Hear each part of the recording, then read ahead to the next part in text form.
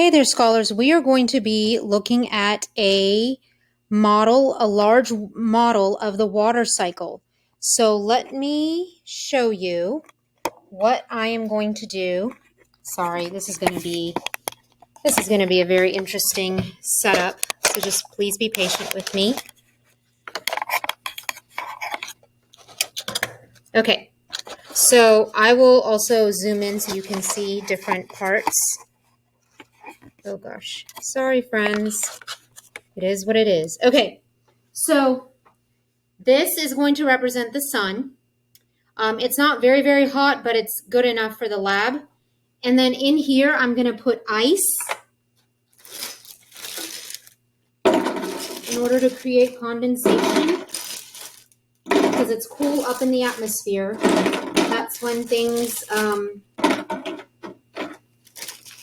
so I'm going to take all this ice, put it here, and then put this miniature cloud thing on top. Okay? The next thing I'm going to do is I have green water. They asked us to put food coloring in it because they want you to see that only water evaporates. So inside this, I'm going to put some pretty hot water so you can see the evaporation. I guess I should have done the ice in the end. Oh well. All right, so I'm going to put hot water here.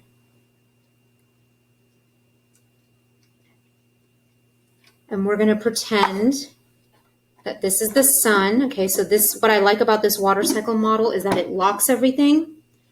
And ooh, look at that. You should be seeing all the steam happening. So pretend that this is the sun and this is heating up the water in this landform. So see here we have mountains, valleys, things like that. And then we have these little streams and rivers, and this is the ocean. So now the water is evaporating. So I'm going to set this back where I had it. And we're just going to watch carefully this ice. This is like the cold part of the atmosphere. Hopefully this water is going to evaporate and come up here and then create droplets.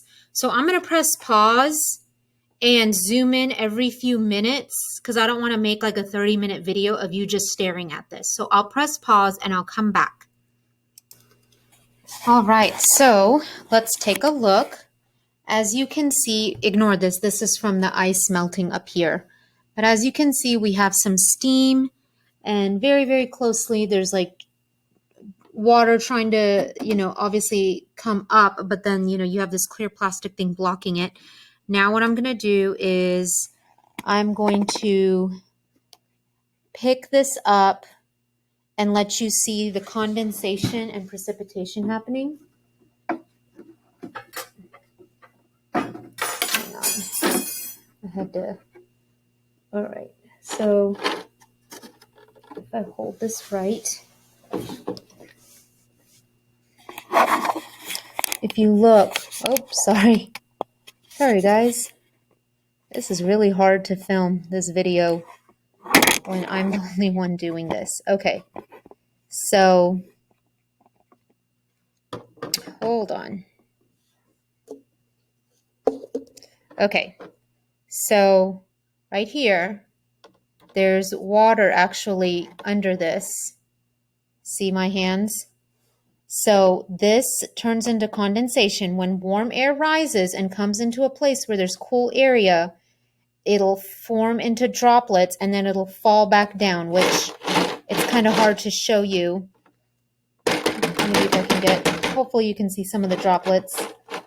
Yeah, there you go. So then that's precipitation. So let me just kind of move this out of the way. And now I want you to look at this water cycle model that we have. So it rains here, and do you see where there's blue areas? That is a form of runoff. So right here, if water falls and it gathers down here, so the water running down the mountain is a runoff, and then that's a form of accumulation. Then it's going to run down even more. This is called runoff. Then it's going to come over here, and this is another form of accumulation or collection of water. So here, like here's another one. Let me see if I can show you. See the blue? It goes down. That's called runoff. Then it gathers, and this is called accumulation. And then the cycle starts all over. You would, you know, you have the sun heating the water, and then the warm air rises again.